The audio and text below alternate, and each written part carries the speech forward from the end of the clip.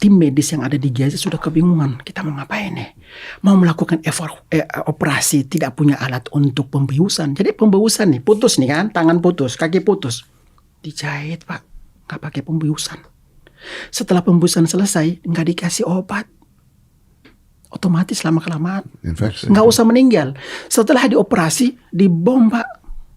Rumah sakit, dibom.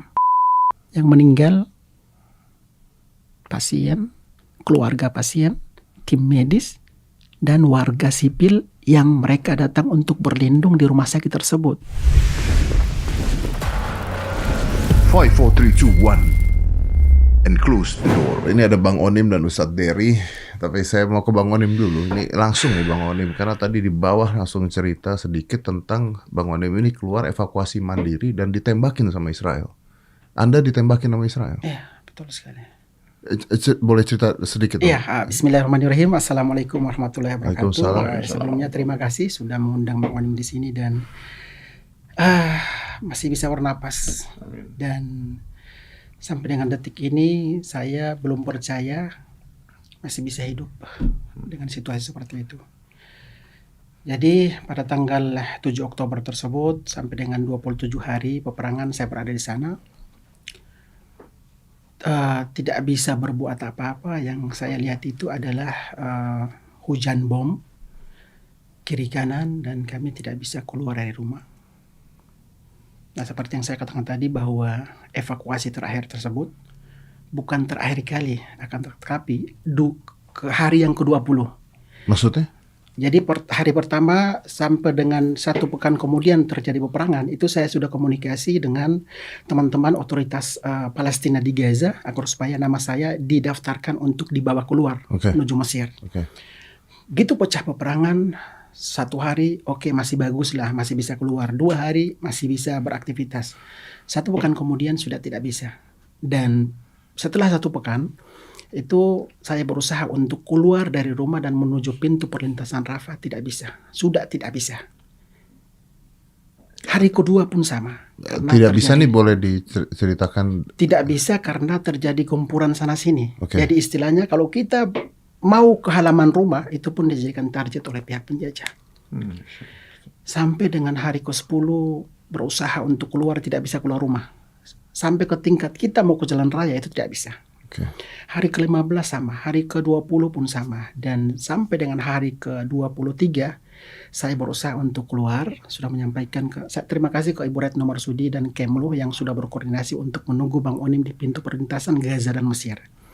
Hari ke-23 saya berusaha untuk keluar 10 menit, bom, bom, bom, bom. Dan itu saya juga nggak ngerti apakah saya ditargetkan. Yang jelas di depan mata saya sekitar 20 meter, 50 meter itu hujan bom.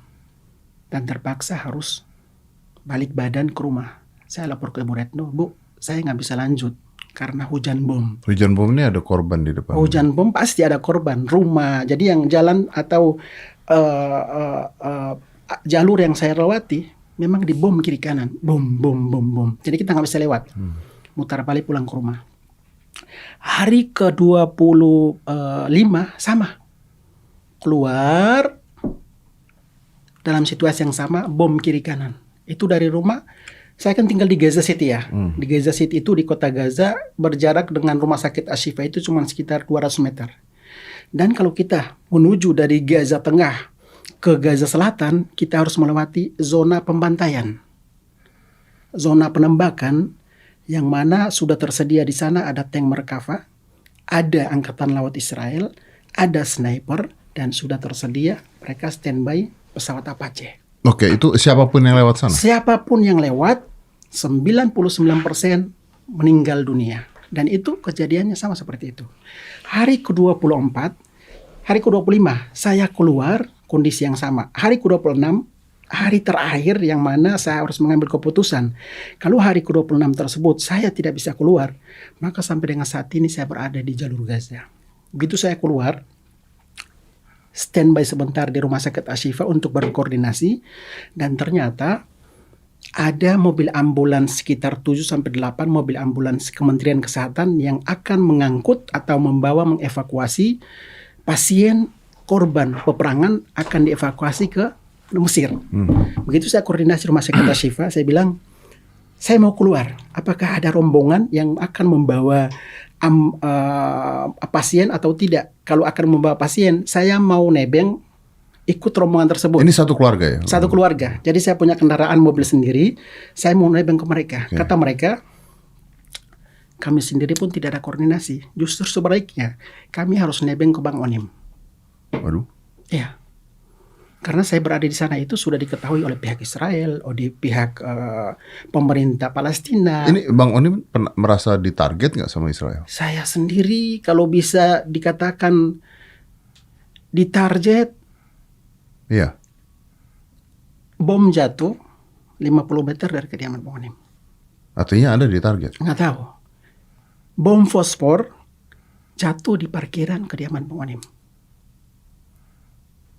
Pada saat evakuasi tersebut, di depan kendaraan warga sipil di depan saya itu sudah hangus. Ada sekitar 10 sampai 12. Pada saat evakuasi? Evakuasi terakhir. Oke. Iya, evakuasi terakhir. Saya mulai lanjutkan tadi evakuasi terakhir.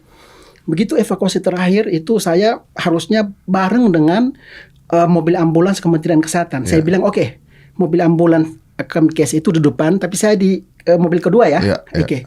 Begitu jalan sekitar 10 menit harus balik badan karena situasi sama. Dijadikan target apakah saya ataukah mobil ambulan tersebut. Akhirnya balik badan lagi ke rumah sakit Ashifa. Saya nunggu di rumah sakit Ashifa sekitar 2-3 jam.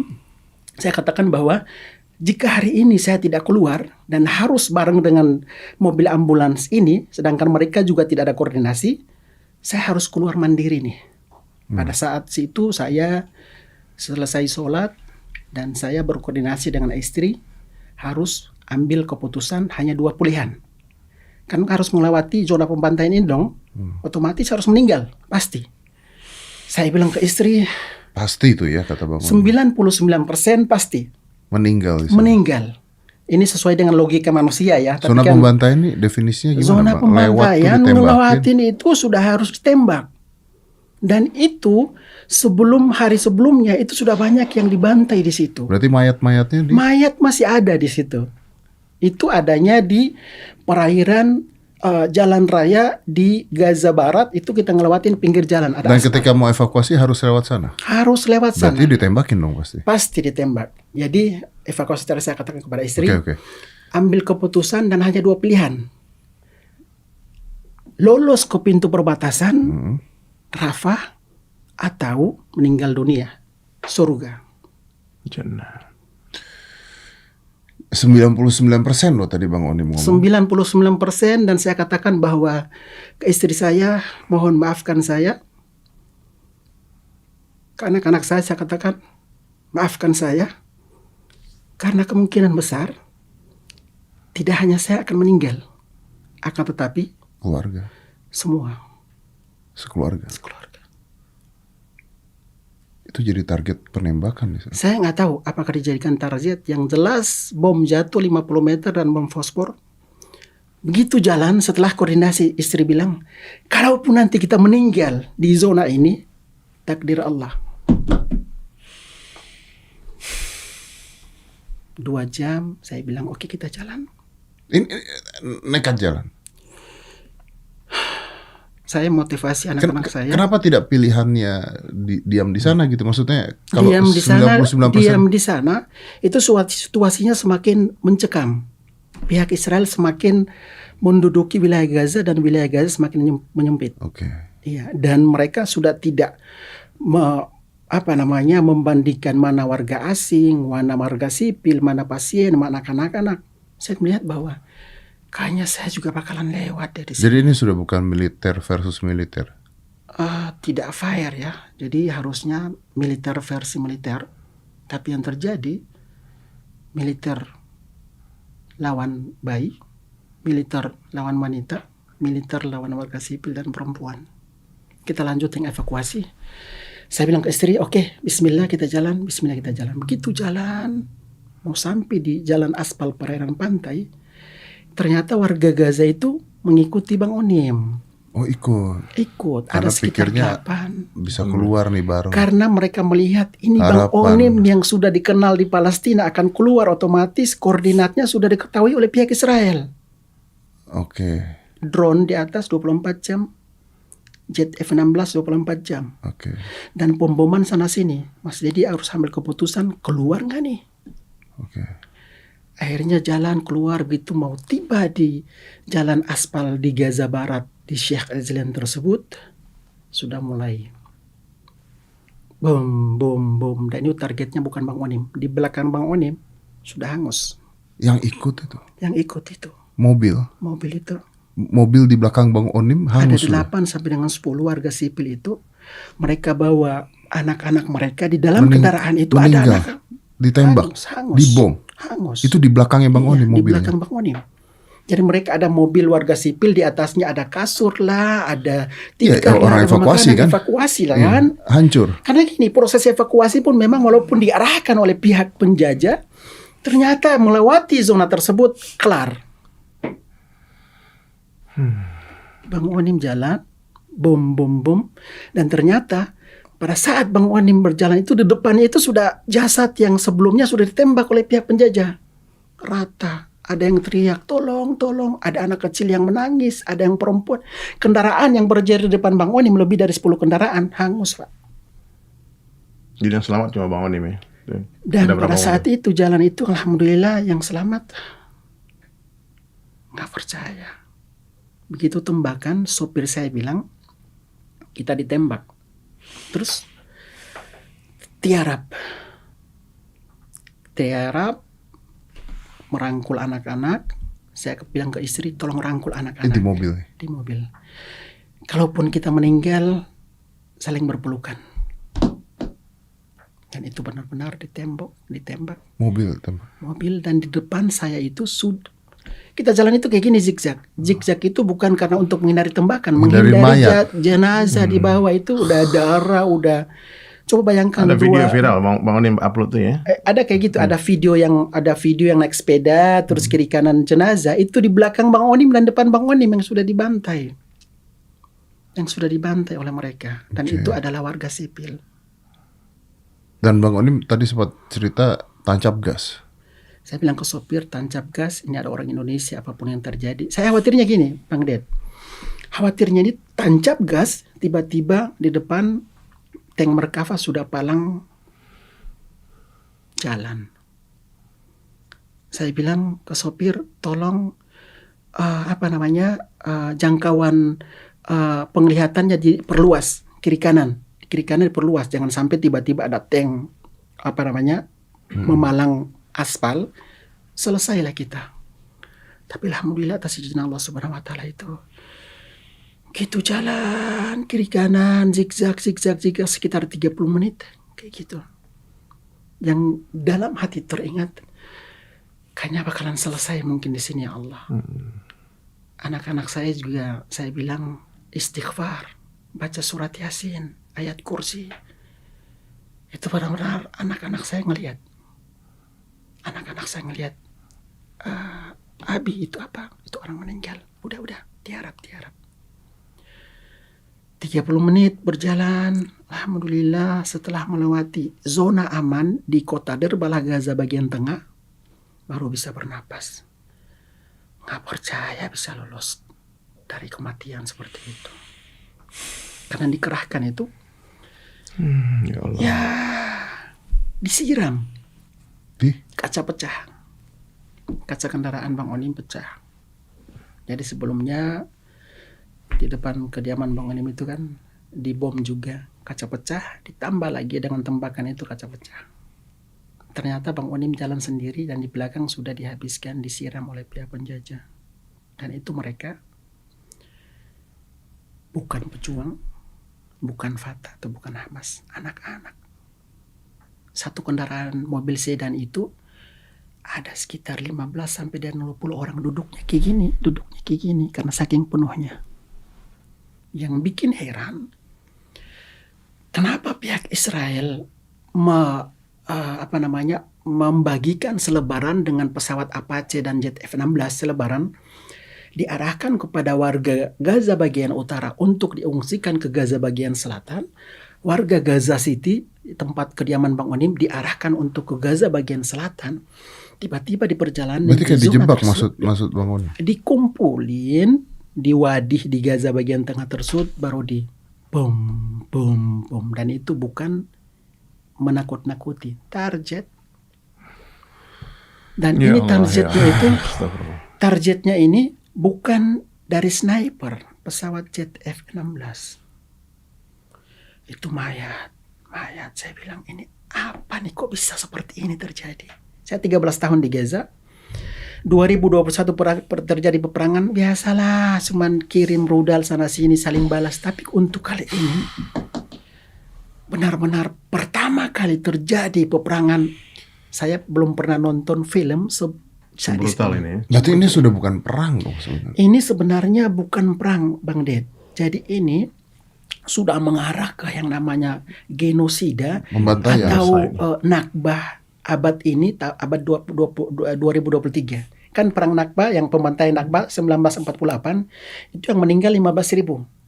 Dan saya khawatirkan untuk Nakbah tahun 2023 ini, khawatirnya akan 2 kali lipat. Mungkin 30.000, 50.000, Targetnya. 100.000.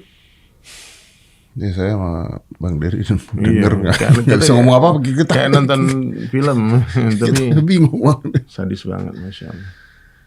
Dan itu Bang, sorry Kang Onim, di situ artinya agama mereka nggak lihat agamanya apa, nggak? Jadi pembersihan etnis, ingin menguasai Gaza dan ingin menduduki atau menempatkan pemukiman Yahudi di wilayah Gaza seperti tahun sebelum 1994, 1995. Karena Gaza itu kan sebelumnya ada warga Yahudinya kan, tapi mereka tidak kuat karena sering terjadi kontak senjata dengan pejuang Palestina di Gaza. Akhirnya mereka pindah ke tepi barat dan juga termasuk di wilayah Gaza bagian timur yang kita kenal dengan wilayah Galaf atau Sideriot. Saat ini mereka konsennya seperti itu. Jadi menurut Bang Onim, ini Kang Dery juga bisa mungkin tambahin. Menurut teman-teman berdua, targetnya Israel sudah bukan Hamas lagi dong? Iya, kalau saya itu sebenarnya gini. Untuk situasi saat ini, kalau kita berbicara tentang Hamas, kayaknya terlalu sempit. Iya, kita berbicara bagaimana tentangnya. Sebenarnya gini, yang terjadi di sana itu pihak Israel saat ini karena saya lihat sudah kewalahan dengan adanya pertahanan dari pihak pejuang Palestina.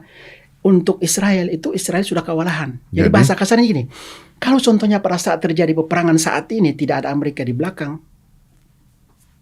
Israel selesai. Udah habis. Tapi ada video. Kalau tidak ada Amerika di belakang, ya betul. Udah habis Israel katanya.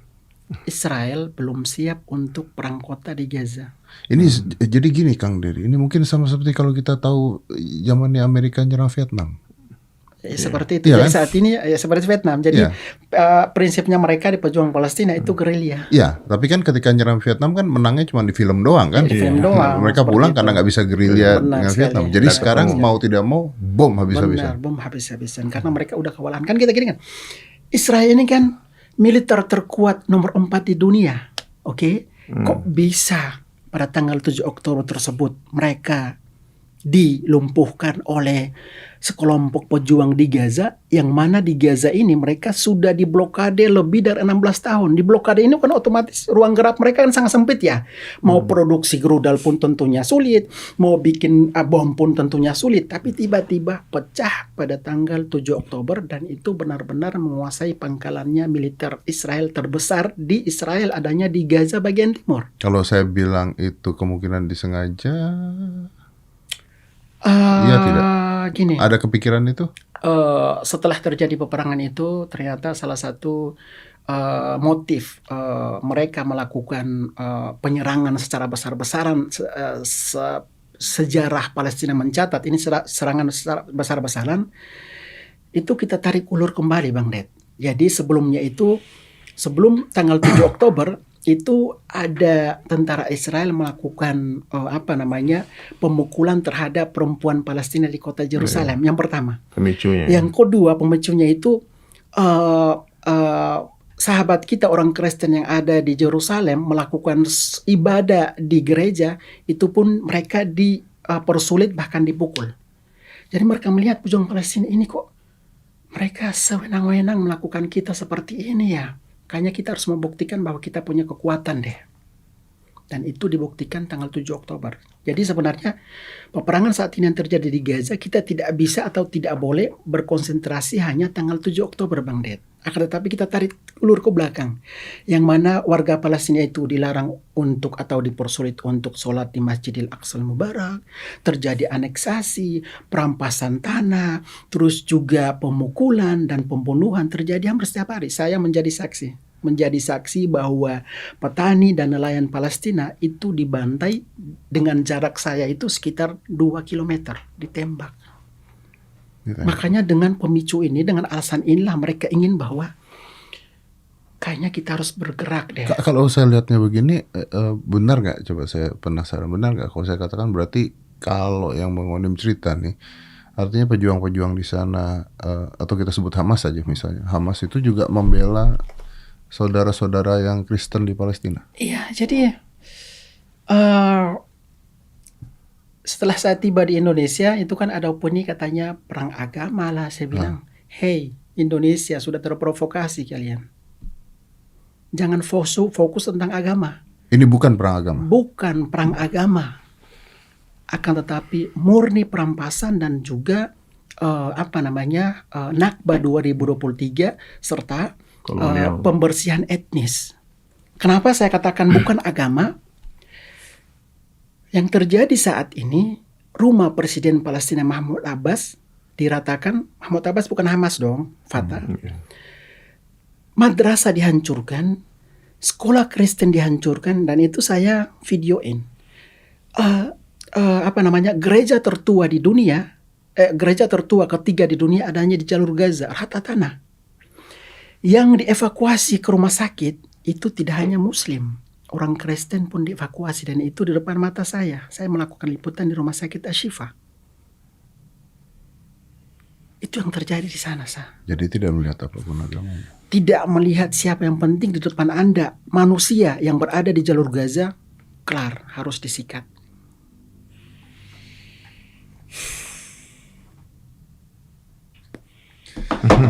Gimana Kang Dery? Iya, dengar cerita ini gimana Kang? Iya, jadi kita di Indonesia kan cuma mendengar dari sini, dari sana. Ini Tapi ini langsung sumbernya kan, ini valid kan.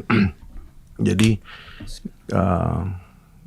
kalau kita lihat di sosial media saja, justru perang di Indonesia lebih sadis lagi sosmednya, caci makinya tentang ada yang bela penjajah juga. Saya juga heran juga, Om Ded. Kok bisa orang Indonesia bisa membela penjajah? Padahal kan sudah jelas negara kita ini di Undang-Undang Dasar 45 itu sudah jelas penjajahan di atas dunia harus dihapuskan karena tidak sesuai dengan peri kemanusiaan dan peri keadilan. Itu alasan Indonesia membela Palestina. Bukan karena orang Palestina orang Islam, bukan karena tetangga dan sebagainya. Ini betul-betul karena kemanusiaan dan orang Indonesia memang anti penjajahan. Iya, dan saya rasa juga agama manapun ketika melihat hal seperti ini juga bergerak gitu kan. Dan perdamaian itu tidak akan terwujud sebelum keadilan ditegakkan. Maksudnya ya sudahlah, kan sudah dibagi dua dulu itu tuh. Udah disetujui kan. Awalnya nggak punya negara Israel, kemudian datang sebagai pengungsi, dibantu, diterima, terus akhirnya pengen punya negara, udah punya separuh-separuh. Sekarang kan mau dihabisin Palestina. Sampai kalau kita googling di Google tuh nggak ketemu lagi Palestine missing place tuh di mana. Itu jadi kan memang ini teman-teman yang di Indonesia saya rasa ya melihat ini secara kemanusiaan. Harus dilihat secara kemanusiaan. Karena kalau secara agama sampai kiamat nggak selesai perdebatannya. Tambah perang. Karena semuanya merasa punya dalil, ya punya kitab. Ya, tentu orang pejuang-pejuang di sana dia bergerak karena Allah, karena agama ya. Dan mereka nggak takut mati karena ada semangat agama itu. Iya, tapi ketika gereja juga dihancurkan, yang Kristen juga bergerak. Iya, jadi tidak hanya gereja sebenarnya, ada rumah sakit Ahlul Arab itu kan punya baptis. Saya pernah masuk, ada videonya, saya datang ke sana, itu ternyata salib di mana-mana. Ketemu dengan tim medis yang di rumah sakit Ahlul Arab yang dirudal oleh pihak penjajah tersebut. Saya masuk sana, ternyata Ini rumah sakit khusus orang Kristen Baptis itu. Saya masuk sana, saya katakan bahwa saya punya ID kedutaan, saya juga punya ID Kementerian Kesehatan, dan pihak otoritas Palestina di tepi barat, Fatah juga mengenal Bang Onim, bahwa Bang Onim ini murni sosial kemanusiaan. Jadi otomatis Israel juga tahu dong. Setiap kali pergerakan kita di sana, sekecil apapun diketahui oleh pihak Israel. Tidak bisa disembunyi-sembunyikan. Contohnya Bang Onim di sana paling juga di permukaan doang kemanusiaan, ternyata di sana bergabung nggak? Semuanya ketahuan. Mau bergabung juga ketahuan, nggak bergabung juga ketahuan. Jadi memang prinsip warga Gaza dan warga Palestina itu, kenapa mereka bergerak pada tanggal 7 Oktober tersebut? Tidak melawan saja ditindas, apalagi melawan. Bukankah kalau dengan kekuatan militer dan intel yang tinggi sekali harusnya tidak terjadi tanggal 7 itu? Mestinya. Ya, nggak tahu, ini cuma pikiran liar aja nih Bang. Ya katanya Mossad terkuat di dunia kan. Pikiran liar aja gitu. Benar, jadi. Kan katanya abang aja ketahuan mau ngapain. Iya, makanya kan. Makanya saya juga heran kok bisa tanggal 7 Oktober ini kok mulus banget ya operasi dari pihak Palestina. Mic-nya saya benerin, itu terlalu jauh. Ya, jadi kalau secara logika kan Mossad kan terkuat di dunia kan, bisa lolos gitu ya dari pejuang Palestina untuk melakukan penyerangan tersebut. Klaimnya begitu. Berarti nggak terkuat dong. Jadi saat ini kan udah 39 hari terjadi agresi, itu sudah menewaskan lebih dari 11.500 orang Palestina. Setiap hari bertambah orang Palestina, dan 40.000 sekian itu adalah anak-anak. 4.000 sekian ya. Yang cedera itu sudah lebih dari 27.000 orang. Jadi di rumah sakit nih Bang Ded, di rumah sakit itu di dalam sudah tidak ada listrik dan ruang operasi sudah tidak beroperasi, serta tim medis yang ada di Gaza sudah kebingungan, kita mau ngapain nih? Mau melakukan operasi, tidak punya alat untuk pembiusan. Jadi pembiusan nih, putus nih kan, tangan putus, kaki putus, dijahit Pak, nggak pakai pembiusan. Setelah pembiusan selesai, nggak dikasih obat, otomatis lama-kelamaan Infeksi. nggak usah meninggal. Setelah dioperasi, dibom Pak, rumah sakit dibom. Dan ini kan harusnya kalau saat terjadi peperangan kan warga sipil dilindungi, fasilitas vital ini rumah sakit dan juga sekolah harus dilindungi. Jadi gini, pihak penjajah itu cara melakukan pembunuhan itu dengan merudal salah satu kompleks atau rumah, meninggal 14.500 orang. Pertahanan sipil datang untuk membantu mencari korban, dibom, yang meninggal pertahanan sipil. Datang lagi tim medis untuk evakuasi, dibom lagi, tim medis meninggal di situ. Begitu ada ambulans berhasil untuk dievakuasi ke rumah sakit, di tengah jalan ambulansnya dibom, meninggal dong tim medis dan pasiennya. Begitu pasien ada yang berhasil masuk ke rumah sakit, rumah sakitnya dibom. Yang meninggal pasien, keluarga pasien, tim medis, dan warga sipil yang mereka datang untuk berlindung di rumah sakit tersebut. Jadi kan banyak yang nanya, Bang Onim, apakah Bang Onim tidak punya tempat untuk berlindung atau tempat yang aman? Saya katakan bahwa di Gaza sendiri tidak ada tempat yang aman untuk berlindung. Betul. Tidak ada tempat berlindung. Warga asing, warga sipil yang ada di Gaza, tim United Nations, pihak orang asing UNRWA di sana pun mereka tidak punya tempat untuk berlindung. Jadi benar-benar ini sudah benar-benar terjadi pembantaian luar biasa. Yang mungkin pada zaman Rasul pun tidak terjadi pembantaian seperti ini. Atau mungkin di seluruh dunia itu di muka bumi yang terjadi peperangan yang luar biasa, dahsyat dan brutalnya itu cuma di jalur Gaza saat ini. Karena saya juga bingung. Ini kekuatan yang dikerahkan itu luar biasa untuk menghabiskan Gaza. Jadi memang salah satu tujuannya itu tidak ada manusia yang hidup di Gaza. Anak-anak disikat agar supaya tidak ada generasi lagi yang mempertahankan tanah Palestina. Perempuan yang hamil disikat yang pada akhirnya meninggal agar supaya perempuan tidak melahirkan generasi untuk mempertahankan tanah Palestina. Jadi yang kita lihat kan mayoritas yang meninggal Muslim ya. Sedangkan kita Indonesia jumlah Muslim terbesar di dunia. Yang muncul memberikan dukungan itu adalah Muslim. Di sana juga ada non-Muslim, orang Kristen. Tapi kan jumlahnya sedikit. Iya kan? Dan dukungan dari orang Kristen atau non-Muslim kan khususnya kita di Indonesia sangat sedikit. Makanya yang muncul umat Islam di Indonesia, ada oknum tertentu di Indonesia mengatakan bahwa ini agama kita nggak usah ikut campur. Padahal tidak seperti itu. Jadi saya pun selama berada di Indonesia, anak-anak saya itu Bang Ded, sekolahnya udah hancur. Putri saya, gurunya sudah meninggal, murid-muridnya, teman sebangku pun sudah meninggal, Filin. Terus Nusantara juga sama, putra saya, sekolahnya sudah rata dengan tanah. Anak-anaknya pun, teman-teman satu bangku pun sudah meninggal. Maka saya berpikir bahwa kayaknya saya harus ambil keputusan untuk menyelamatkan anak-anak, masa depan anak-anak saya deh. 27 hari terjadi peperangan, saya harus ambil keputusan kita keluar. Untuk menyelamatkan masa depan anak-anak. Keluarnya pun hanya lisan saja. Belum tentu berhasil keluar. Cuman lisan saja menyenangin anak-anak saya bahwa kita akan keluar. Jadi saya itu menyenangkan, memotivasi anak-anak saya itu. Saya katakan kepada Fili Nusantara Bahari, kita akan keluar dan saya akan belikan hadiah tablet ya. Ya Allah, senang banget main tablet. Jadi pada saat terjadi peperangan, itu saya bilang gak usah takut, mau tablet kan? Oke siap. Itu komentar, nangis. Hari berikutnya memotivasi lagi. Di Indonesia nanti kita makan bakso dan durian ya. Makan bakso itu tentunya sebagai orang tua yang melihat anak-anak berada di rumah tidak bisa ngapa-ngapain. Setiap kali kami sebelum tidur Bang Ded, sebelum tidur sudah ambil air wudu dan sudah bersyahadat.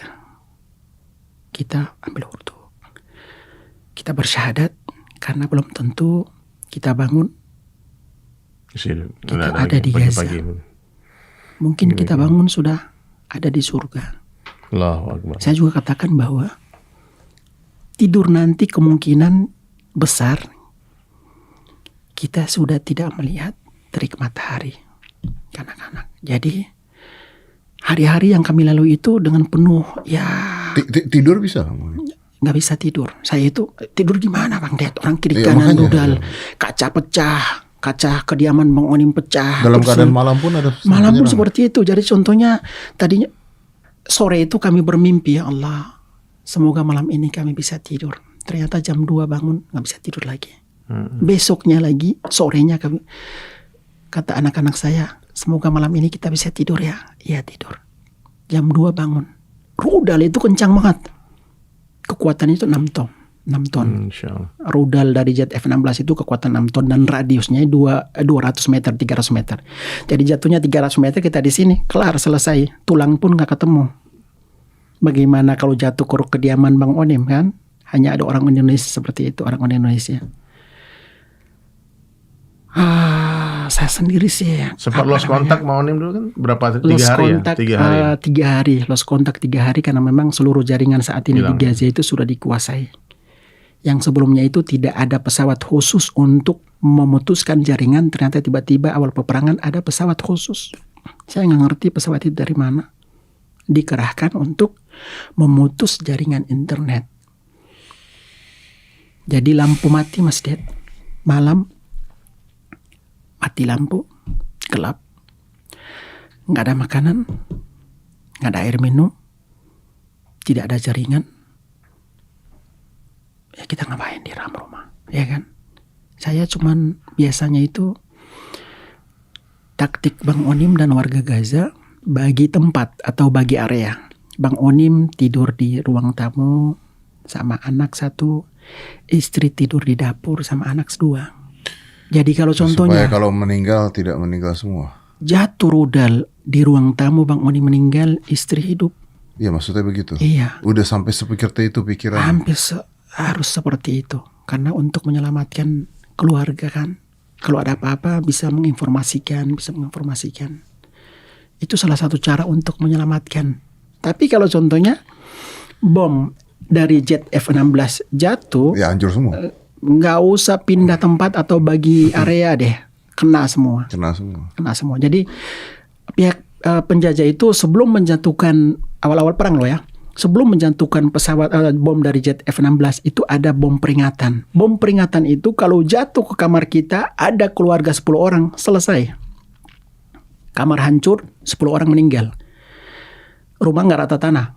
itu memperingatkan bahwa dalam 5 menit kemudian akan ada rudal susulan yang kekuatannya 6 ton. Jadi harus pergi dari rumah tersebut. Itu awal-awal perang. Setelah peperangan 1 pekan kemudian tidak ada peringatan lagi dan langsung disikat. Dan kalau rudal jatuh tersebut, itu sudah tidak ketahuan mana tulang, mana daging, mana nggak ketahuan. Jadi kalau kita di Indonesia nih Mas Ded, kumpul bersihin sampah dengan kantong plastik hitam. Di Gaza, kumpul jenazah daging tulang pakai kantong plastik hitam. Dan itu sudah ketahuan. Mana kepalanya, mana tangannya, mana kakinya. Dikumpul satu-satu Bang Ded. Itu saat ini terjadi di jalur Gaza. Di dunia ini saat ini Bang Ded, nyawa manusia yang tidak ada harganya sama sekali di dunia adanya di jalur Gaza saat ini. Anak-anak dibunuh, tidak ada perkara dibawa ke ranah hukum. Wanita dibunuh, nggak ada ya sanksi apa-apa, nggak ada ya. Benar. Ya berarti sudah menyalahi kejahatan perang. Iya, ya. harusnya udah kejahatan. Ya, saya juga bingung Bang Ded. Sebenarnya saat ini kan kemarin juga Bapak Presiden Jokowi mengatakan bahwa saat ini sudah lebih dari 160 negara yang menekan untuk pemberhentian perang. Menekan Amerika Serikat, tapi tidak berhasil. Karena kunci dan tombolnya itu ada kan di Amerika. Jadi kalaupun Ibu Retno Marsudi datang ke Dewan Keamanan PBB, kami Indonesia mengutuk dan ingin menghentikan terjadi peperangan, kan tombolnya di Amerika. Jadi kalaupun 160 negara melakukan menekan, tapi kan yang veto Amerika nggak bisa. Tapi kita masih ada Rusia, masih ada Cina. Nah makanya saya juga heran, harusnya kan ada negara yang punya kekuatan lebih juga dari Amerika seperti Rusia, ada Cina kan. Ya, tapi kok bergantung ke Amerika Serikat. Di Cina sendiri kan petanya sudah dihapus kalau nggak salah Israel. Kalau nggak salah. Iya. Berarti saya nggak mau ngomongin politik tapi jadi bingung ini sebenarnya yang dicari apa. Kalau memang Amerika membantu, apa yang dicari? Saya gini Bang Ded, awal peperangan sampai 27 hari itu saya tidak melihat pejuang Palestina berkeliaran di kota membawa senjata lama banget. Nggak kelihatan Pak. Pejuang Palestina tidak ada di kota. Yang dikatakan di dalam tanah gorong-gorong. Kan kemarin juga ada katanya rumah sakit Indonesia. Nah kan saya kasih bantuan obat-obatan, solar, terus juga bahan makanan ke rumah sakit Indonesia. Kan harus masuk ke bawah. Nampungnya di bawah. Obat-obatan itu tampungannya di bawah, bedroom, bensin di bawah, laboratorium di bawah. Terus yang dicari apa? Gak mungkin dong. Pejuang Palestina bersembunyi di bawah, tamengnya pasien di atas, tamengnya tim medis di atas, tamengnya warga sipil di atas. Mungkin kayak gitu.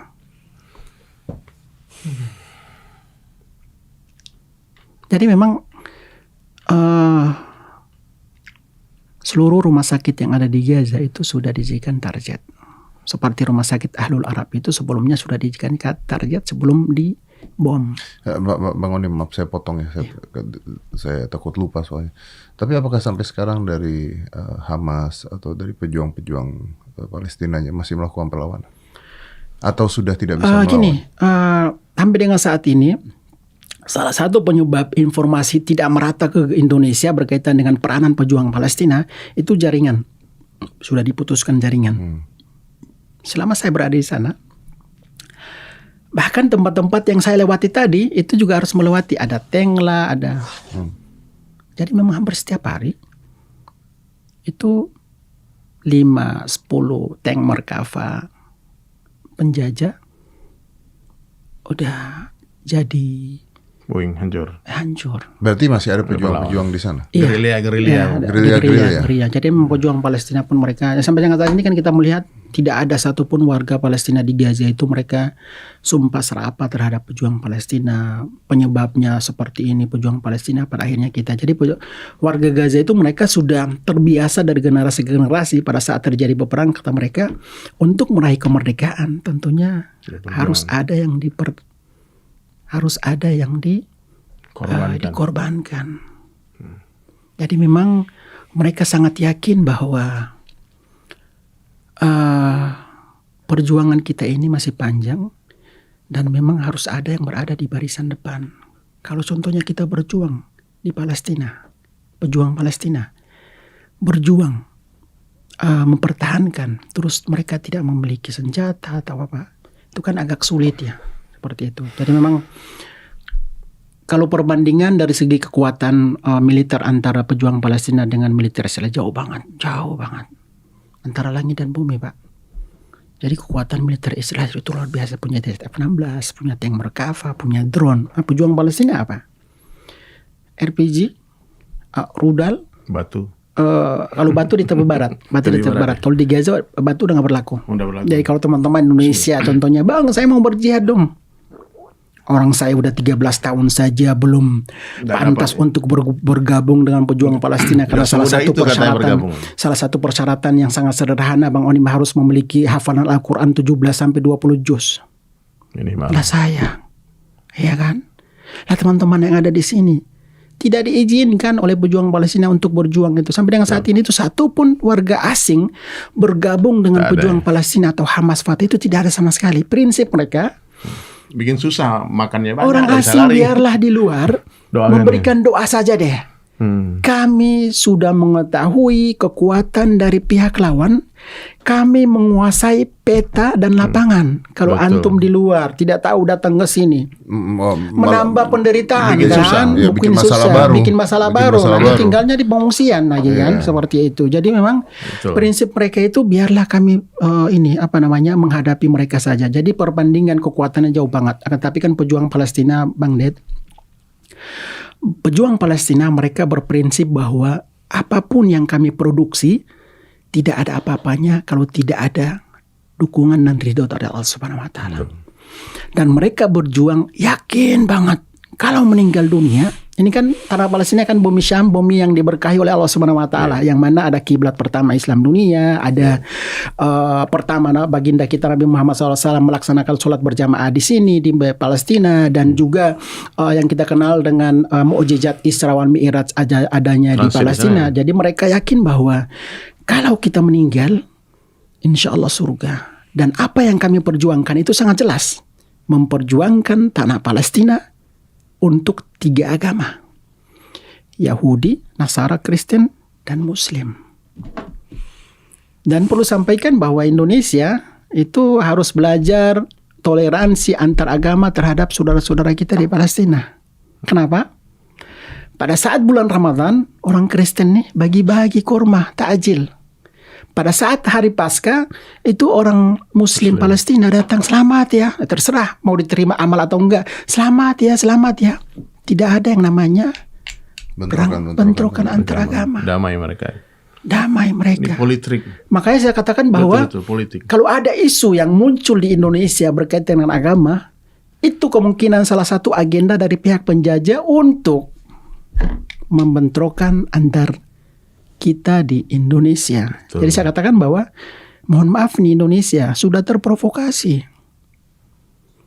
Makanya di sini di podcast Bang Deddy saya juga ingin bertemu dengan persatuan gereja-gereja di Indonesia. Kalau bisa Bang Onim diundang ke katedral untuk menyampaikan pesan perdamaian dari Palestina untuk Indonesia. Karena kan di sana Bang Onim kan tidak hanya bertemu dengan orang Islam, akan tapi juga bertemu dengan orang Kristen, dan mereka katakan bahwa Bang Onim kalau antum pulang tolong sampaikan kepada saudara-saudara kami. Jadi menurut Bang Onim ini bukan perang agama. Bukan perang agama. Ini sudah menjadi pembersihan etnis di Palestina. Jadi kita lihat kan terjadi. Ya karena agamanya apa aja ya. Agama dihabisin.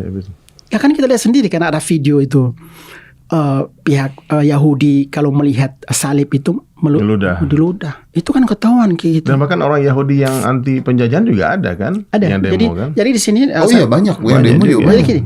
Di Israel itu sebenarnya kita harus membedakan antara Zionis, bahasa Arabnya Suhyun, dan juga Yahudi. Nah, yang melakukan pembantaian genosida itu siapa? Zionis atau Suhyun. Sedangkan Yahudi mereka cinta perdamaian dan juga ikut mempertaruhkan kemerdekaan Palestina, karena kata mereka, kami di sini juga ingin damai. Tapi kan di luar tersebut ada agenda tersendiri dari pihak Benyamin Netanyahu, dari pihak Zionis Israel seperti itu. Jadi harus dibedakan nih antara Zionis dan juga Yahudi. Orang Kristen di sana ikut berjuang, Bang. Ikut berjuang. Makanya saya berharap nih di Indonesia,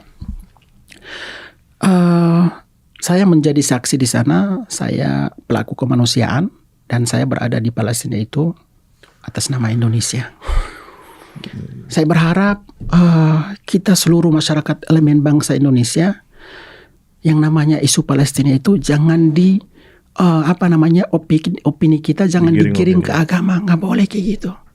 Kasihan yang di sana perang habis-habisan. Ngapain kita di sini perang habis-habisan? Harusnya kan kita bersatu untuk mengangkat yang namanya perdamaian kan, seperti perang itu. Kemerdekaan mereka. Apalagi kan Bang Ded, proklamator Indonesia almarhum Soekarno itu mengatakan bahwa selama penjajahan Palestina, tanah Palestina belum diserahkan kepada masyarakat Palestina, 3 agama nih, harus kita jelaskan 3 agama nih, bukan Muslim dong. Islam, Yahudi dan Kristen. Maka disitulah masyarakat Indonesia tetap berdiri di belakang masyarakat Palestina. Itu tokoh proklamator Indonesia almarhum Soekarno. Yang kedua, isu Palestina tentunya ini amanah konstitusi bahwa penjajahan di atas dunia harus dihapuskan kan, tidak sesuai dengan peri kemanusiaan dan peri keadilan. Nah, masyarakat Gaza saat ini tidak mendapatkan yang namanya keadilan, tidak mendapatkan dari 75 tahun yang lalu sampai dengan saat ini. Kemanusiaan pun tidak dapatkan saat ini. Jadi memang saat ini di Gaza itu benar-benar krisis kemanusiaan luar biasa saat ini. Dan poin berikutnya tentunya kita masyarakat Indonesia punya hutang budi terhadap masyarakat Palestina, yang mana sebelum kita merdeka Palestina sudah memperjuangkan.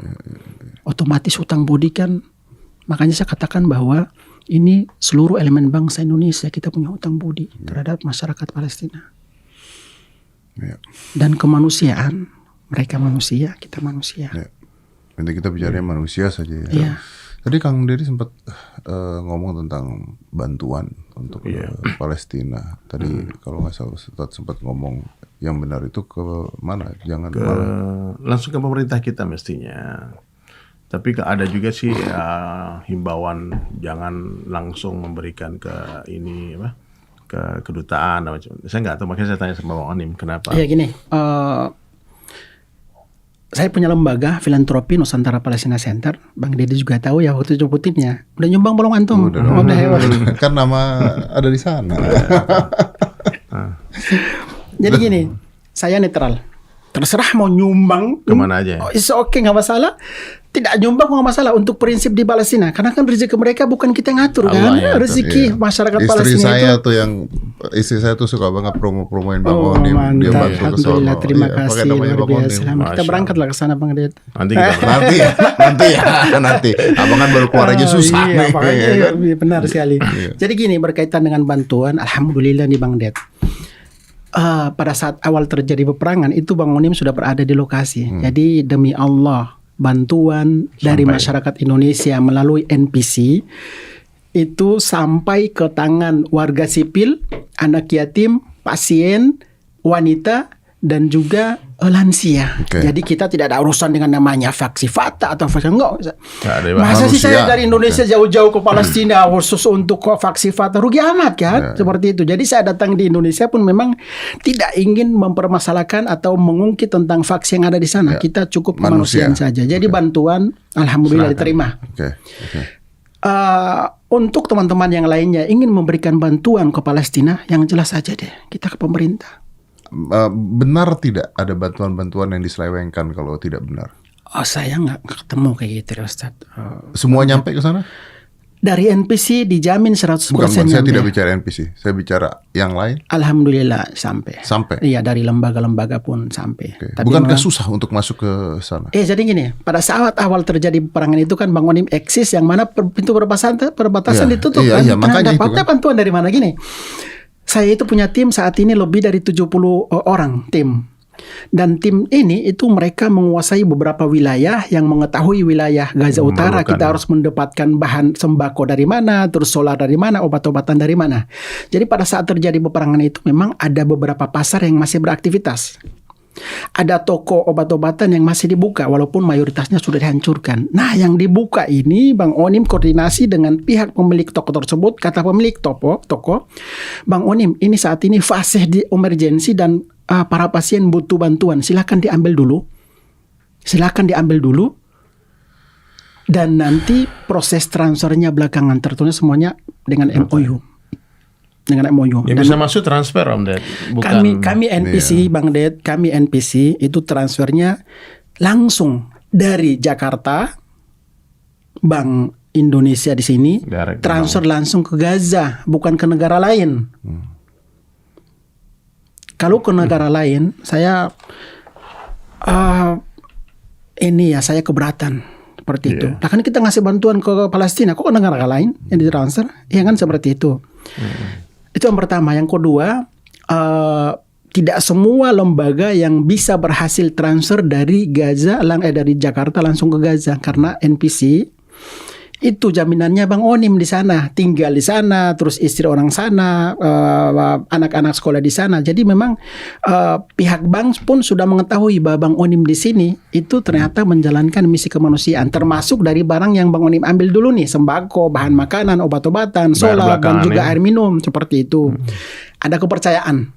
Itu tidak semua lembaga Indonesia mendapat kepercayaan seperti itu. Makanya awal peperangan Bang Onim dapat obat-obatan. Dan saya bilang saya 13 tahun di Gaza. Jadi tidak usah mengajarkan bagaimana caranya mendapatkan bantuan untuk diserahkan kepada warga jalur Gaza. Karena saat ini kan makanya saat ini kan perbatasan sudah dibuka kan, sudah mulai masuk, alhamdulillah sudah mulai masuk. Karena kemarin dari Indonesia juga tertahan di Mesir, udah masuk. Iya, udah masuk. Jadi salah satunya jadi memang saya merekomendasikan yang jelas-jelas saja deh ke pemerintah, ke Basnas yang sudah jelas yang dibawa ke sana, ya kan? Jadi saya prinsipnya walaupun punya lembaga, terserah bebas mau kerja sama dengan siapa saja. Yang penting amanah ini segera diterima oleh saudara-saudara kita yang ada di jalur Gaza, seperti itu. Jadi masyarakat Palestina di Gaza berterima kasih banget kepada masyarakat Indonesia yang alhamdulillah sampai dengan saat ini masih memberikan dukungan. Pada saat terjadi peperangan Bang Ded, tugas proses distribusi itu tidak mudah. Tugas apa? Tugas proses mendistribusikan bantuan itu tidak mudah karena kan kiri kanan bom. Jadi saya itu pada saat mau distribusi bantuan sudah pamitan ke anak istri, sudah memeluk anak-anak. Kayaknya dalam hati saya 99% tidak akan kembali lagi deh ke rumah. Padahal distribusi bantuan. Karena distribusi bantuan pun dirudal kan. Dan itu tidak melihat mau Bang Onim mau di lembaga lokal atau lembaga internasional. Jadi pada saat mau keluar dari rumah itu sudah pamitan. Doain ya, doain Abi ya. Kalau pulang syukur. Kalau nggak pulang ya sudah menjadi risiko seperti ini. Menurut Bang Onim ini bakalan lama apa bisa berakhir dengan damai? Feeling Bang Onim nih, keadaan di sana sekarang.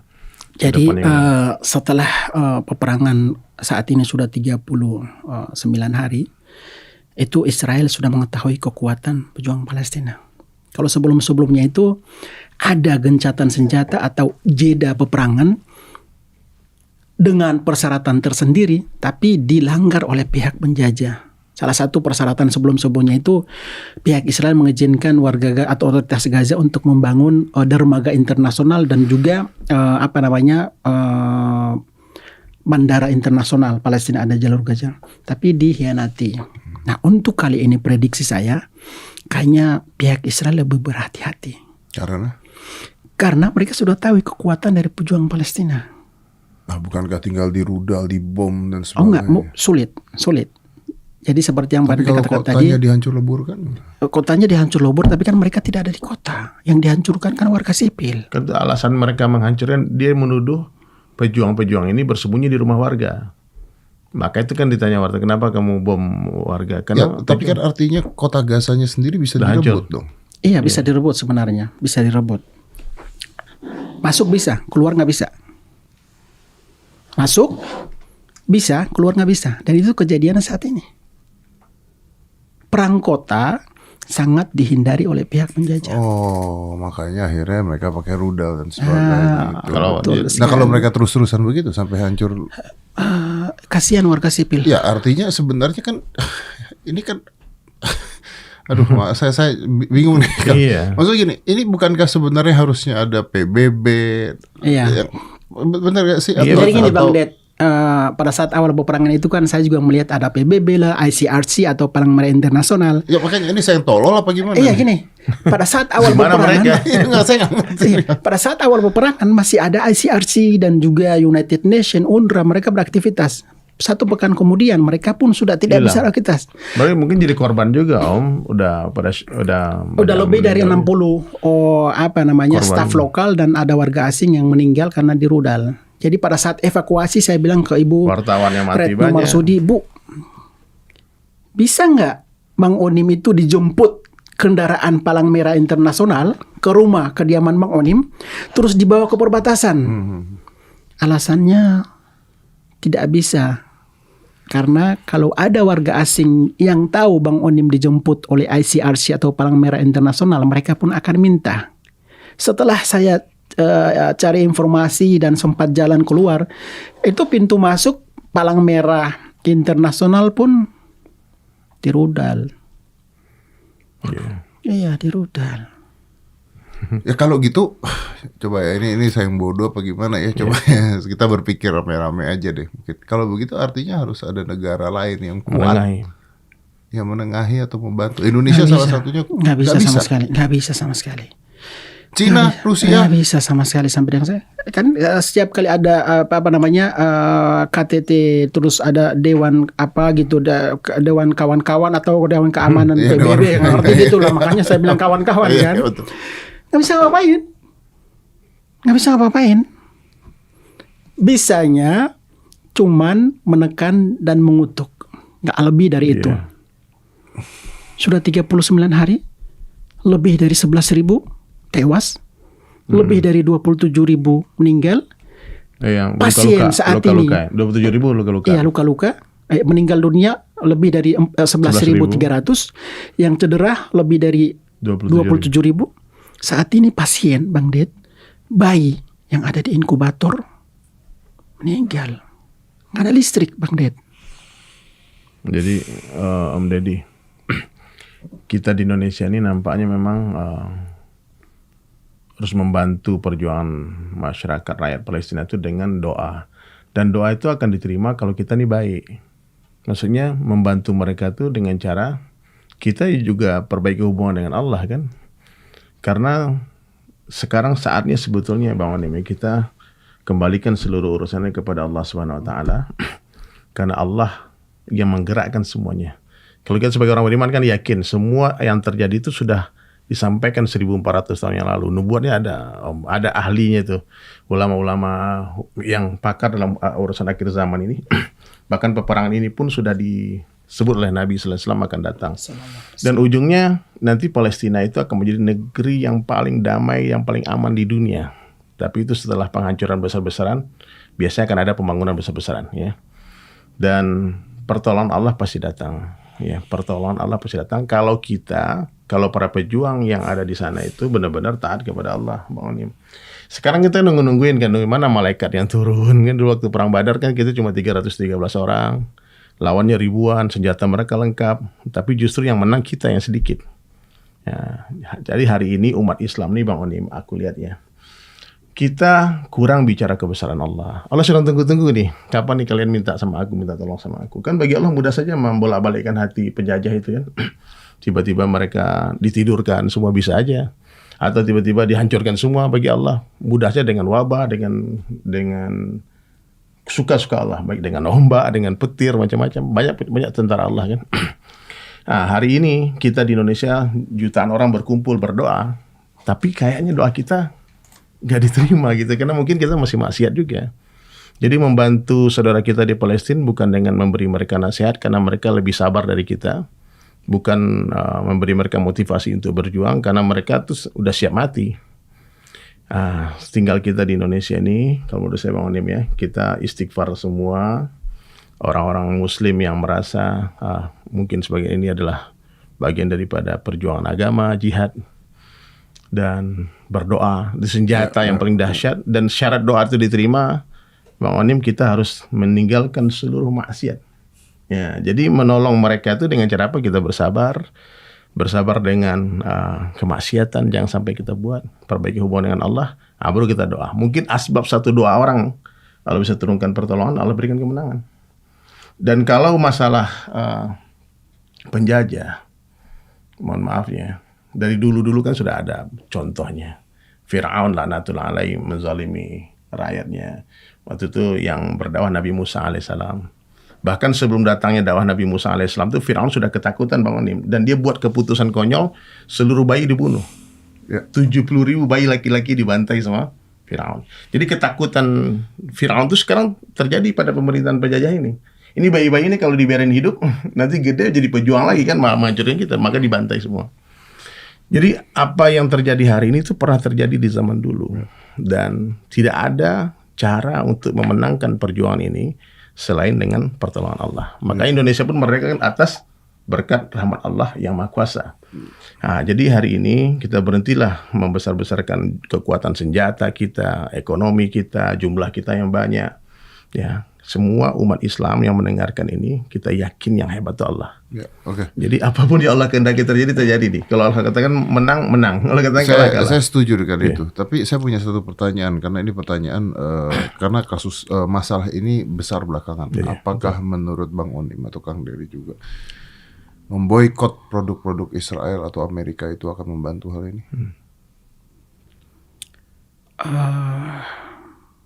13 tahun 3 di jalur Gaza. Apa yang kami makan, kami minum itu dipasok oleh pihak Israel. Dan itu satu-satunya pilihan bagi warga Gaza. Makan, Om. Bagi warga Gaza untuk boikot bunuh diri. Karena kami tinggal di sana dong. Di blokade 16 tahun. Blokade nih. Makanan masuk ke Gaza harus melalui checkpoint dan juga izin dari penjajah. Makanan, pakaian, air minum, dan semuanya. Untuk boikot ini, bagi masyarakat Palestina, kalau kami tidak makan makanan yang dipasok dari pihak Israel, mati. Nah, tapi kalau dari Indonesia dari Indonesia kemarin juga saya melihat ada dari teman-teman MUI sudah mengeluarkan fatwa.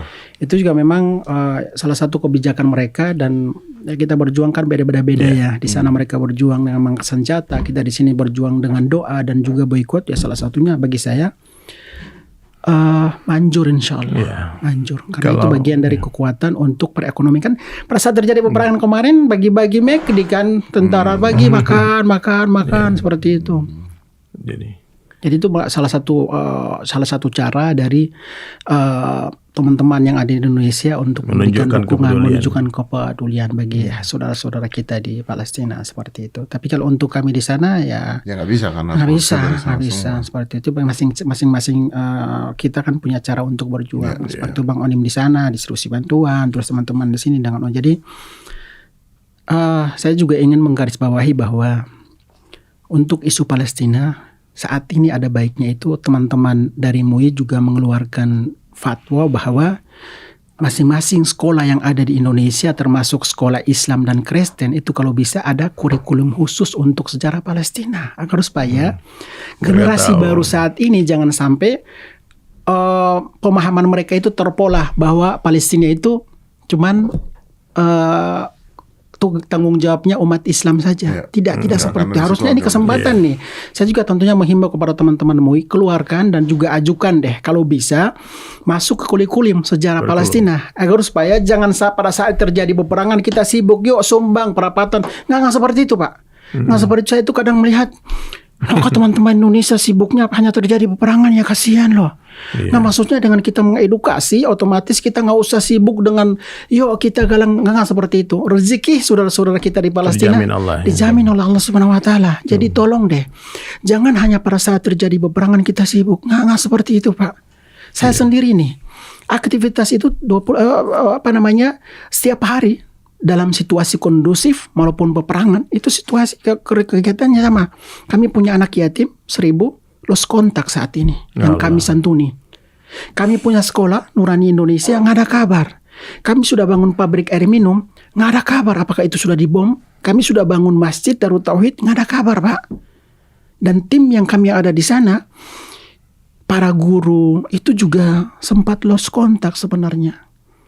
Jadi saya sendiri sebenarnya menghimbau kepada pemerintah dan juga teman-teman MUI, tolong deh diperjuangkan agar supaya sejarah Palestina itu bisa masuk kurikulum sekolah Islam maupun Kristen.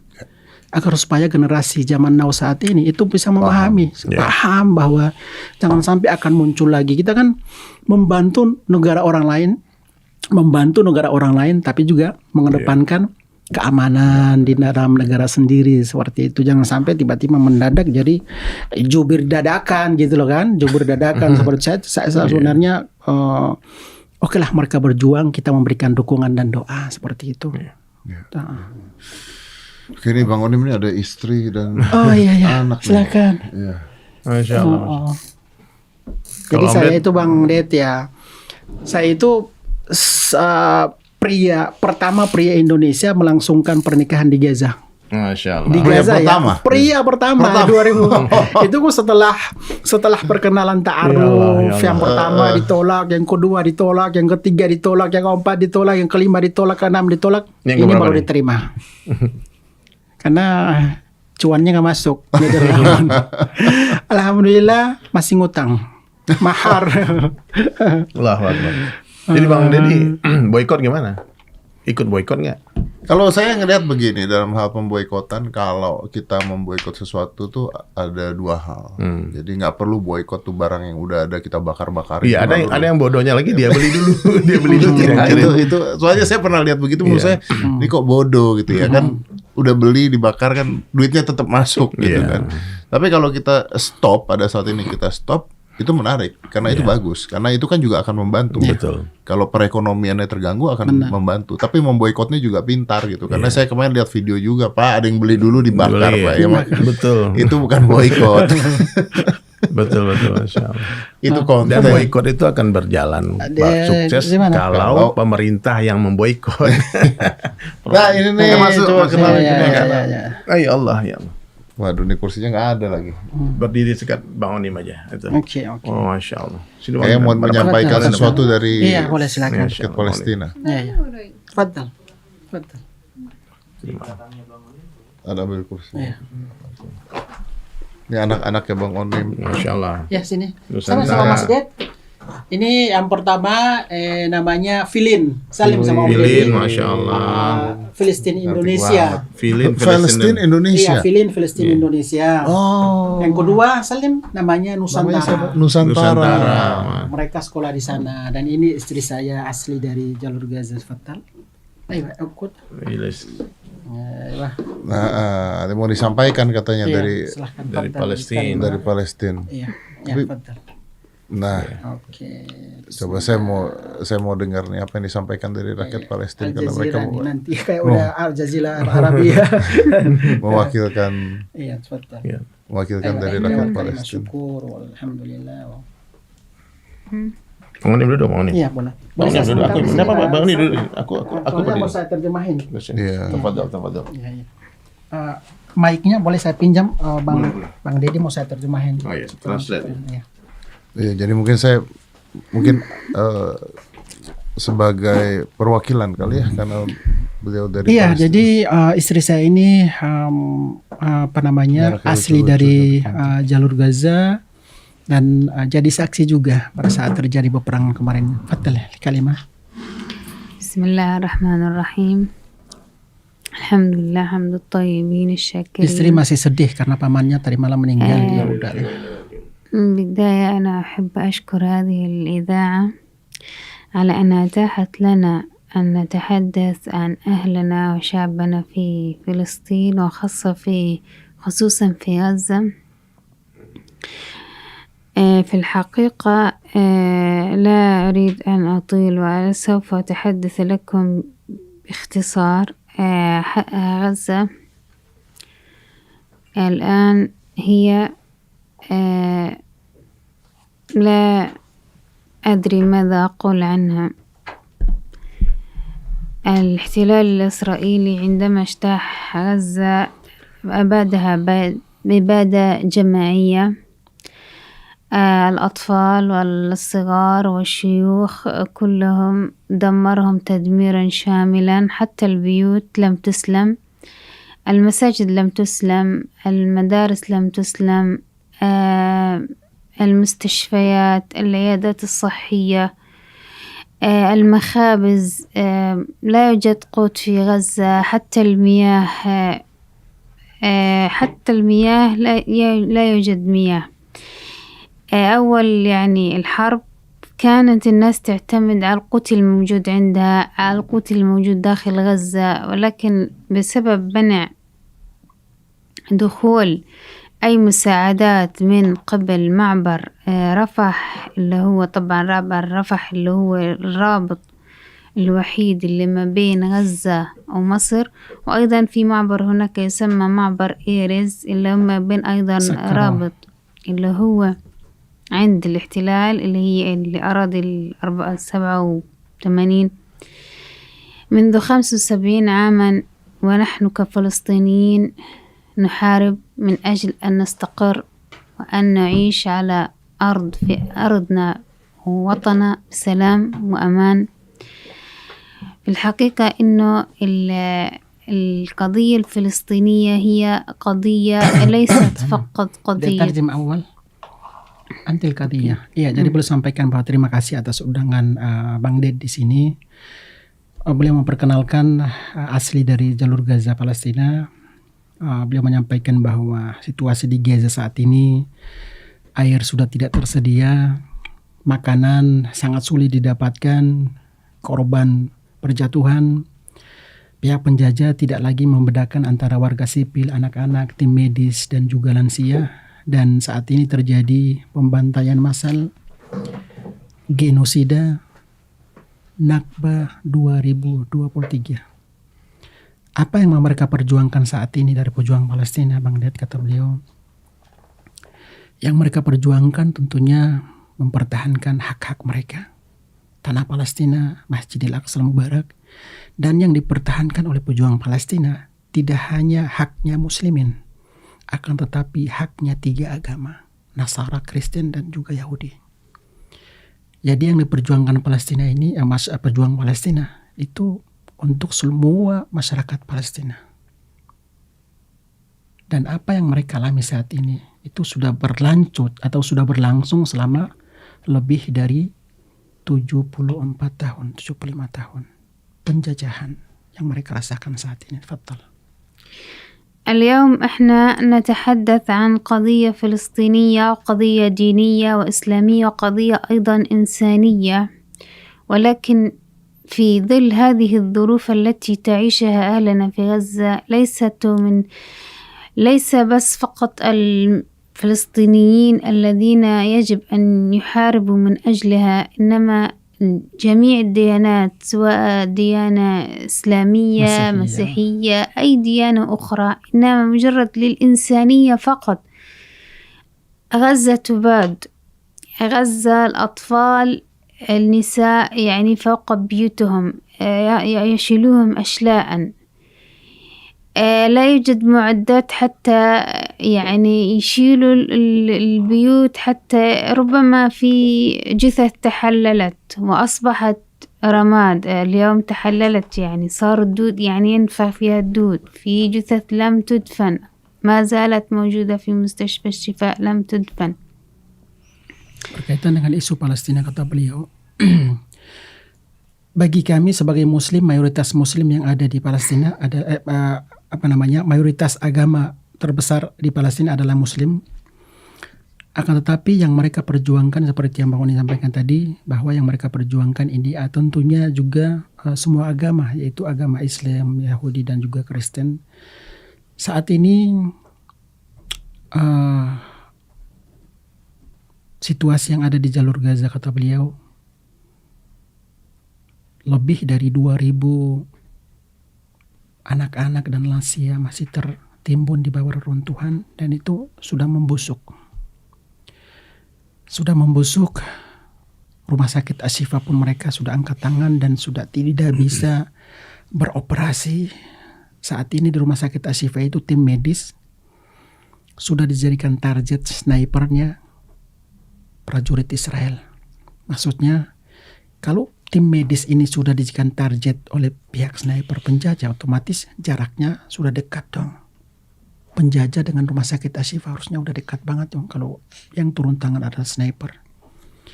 Jadi memang saat ini yang dirasakan adalah benar-benar pembantaian luar biasa terhadap anak-anak, lansia dan juga wanita. Fatal. لذلك من هذا المنبر ومن هذه الإذاعة أنا أناشد كل من يسمعنا أن يقف وقفة جادة، وخصوصا حكومة إندونيسيا، بأن تقف إطلاق الحرب، إطلاق النار على غزة. غزة اليوم نحن الآن في موسم الشتاء، والأمطار باتت تغرق قطاع غزة بالمياه. الأطفال في المدارس ليس لهم مأوى، حتى ملابس شتاء لا يوجد عندهم. كل الفلسطينيين، كل أهل غزة طلعوا من بيوتهم في موسم شتاء وتركوا أثاثهم تحت في بيوتهم، والبيوت تم قصفها. يعني لو أنتوا يعني صحيحة، أنا يعني لا تنظروا لحديثي مباشر، انظروا يعني افتحوا على ذات الجزيرة. الجزيرة تدرس لكم الحقيقة كاملة الآن باللغة العربية، باللغة الأندونيسية، باللغة الفرنسية، الأسبانية، أي لغة. كمان كيف من إندونيسيا إلى غزة. اكتب على جوجل تطلع لك الجزيرة ستتحدث لك ما يحدث في غزة. فيش مساعدات في غزة اليد، يعني كل شيء في غزة محاصر الآن.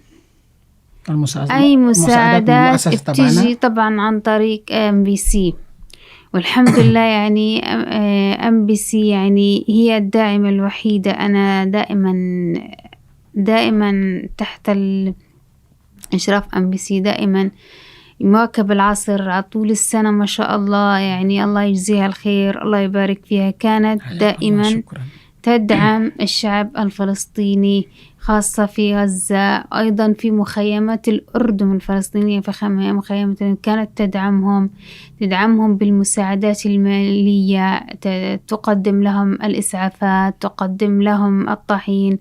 كل موسم كانت ما شاء الله يعني على طول مدار السنة 24 ساعة و12 شهر كانت دائما باستمرار تقدم لأهلنا في غزة. جزاك الله خير والله. وشكرا وبارك الله فيكم. Ya, boleh menyampaikan bahwa sebagai masyarakat Palestina menghimbau kepada seluruh elemen bangsa Indonesia, terutama pemerintah Indonesia, lebih serius lagi, lebih giat lagi dalam rangka memberikan dukungan kepada saudara-saudara kita yang ada di Palestina. Beliau sampaikan bahwa bantuan kemanusiaan dari masyarakat Indonesia alhamdulillah diterima oleh warga Gaza, terutama kata beliau menjadi saksi bantuan dari NPC melalui NPC, alhamdulillah. Peperangan atau tidak terjadi peperangan, mereka selalu beraktivitas. Jadi beliau berterima kasih atas dukungan dari masyarakat Indonesia. Semoga peperangan bisa berhenti, karena perlu saya tambahkan bahwa nggak ada untungnya. Iya, tidak ada yang dimenangkan. Peperangan itu nggak ada untungnya. Coba kalau contohnya di sebelah dari pihak penjajah menang, untungnya apa coba? Dari Gaza, untungnya apa? Yang jadi korban siapa? Warga sipil, Bang Ded. Ini kita berbicara dari segi kemanusiaan ya. Terlepas dari pejuang ini, faksi ini, tapi yang menjadi rugi besar itu adalah warga sipil, Bang Ded. Anak-anak, warga sipil, perempuan, warga sipil, itu yang menjadi target. Itu yang harus kita pertimbangkan. Jadi saat ini yang kita harapkan adalah pemberhentian perang atau jeda perang untuk mereka bisa minum nih, untuk bisa makan nih saudara-saudara kita di jalur Gaza, bisa bertahan hidup seperti itu. Ya, jadi saya sendiri sebagai warga negara Indonesia, aktivis kemanusiaan Indonesia, tentunya mengucapkan terima kasih kepada Bang Ded. Alhamdulillah sudah mengundang kami di sini. Kami belum percaya bisa hadir di sini. Bisa hidup tidak percaya, Bang Ded. Anak-anak Filin, kemarin Filin lihat kan, ada yang meninggal banyak di jalan. Nusantara juga sama ngelihat. Nusantara ininya berdarah dan luka itu karena tiarap di kendaraan, di mobil. Ada tembakan, tiarap, sini berdarah. Ini yang jadi korbannya mereka-mereka ini nih. Jadi kan saat ini kan ada yang punya jalan lain untuk dua negara ya, two state ya. Itu kan yang pantas untuk berbicara adalah pemerintah sebenarnya untuk dua negara. Tapi kalau saya sendiri melihat bahwa ada mandat dua negara saja masih dirampas, iya kan? Masih dirampas tanah-tanah mereka. Jadi ya kita di luar sini di Indonesia cukup dengan memberikan doa dan dukungan itu sudah sangat luar biasa lah. Doa silahul mu'min. Doa itu senjata yang sangat kuat untuk memberikan doa bagi kita. Jadi sebagai penutup saya juga tentunya berharap bisa bertemu dengan teman-teman sahabat kita persekutuan gereja di Indonesia. Kalau bisa Bang Onim diundang di katedral untuk menyampaikan amanah nih dari masyarakat Kristen yang ada di Palestina, itu yang mudah-mudahan didengar gitu ya, karena Bang Onim di sana pun tidak di sini murni Indonesia. Jadi Indonesia. Benar sekali. Aduh, Bang Onim, terima kasih juga sudah hadir dan saya nggak bisa berkata apa-apa nih dengan cerita dari Bang Onim, dari ibu dan keluarga yang mencekamkan gitu, yang ini juga sebuah keajaiban rasanya Bang Onim ada di sini, bisa ada di sini. Kang Dery juga terima kasih banyak Kang Dery. Kita berdua kayaknya banyakan diem ya. Iyalah, kita doakan saja. Kita berdua kayaknya mendengarkan ini tercekam sendiri kita berdua. Tapi ini cerita yang luar biasa dan mudah-mudahan ya perdamaian itu harus terjadi lah. Maksudnya harus ada sesuatu yang terjadi. Mungkin sebentar lagi kalau tidak terjadi apa-apa, mungkin Kang Dery juga mengatakan mungkin Tuhan yang akan bergerak. Allah kuasa, makhluk tak kuasa. Iya. La ilaha illallah. Kita doakan yang terbaik. Terima kasih. Amin. Let's close this. 5, 4, 3, 2, 1 and close the door.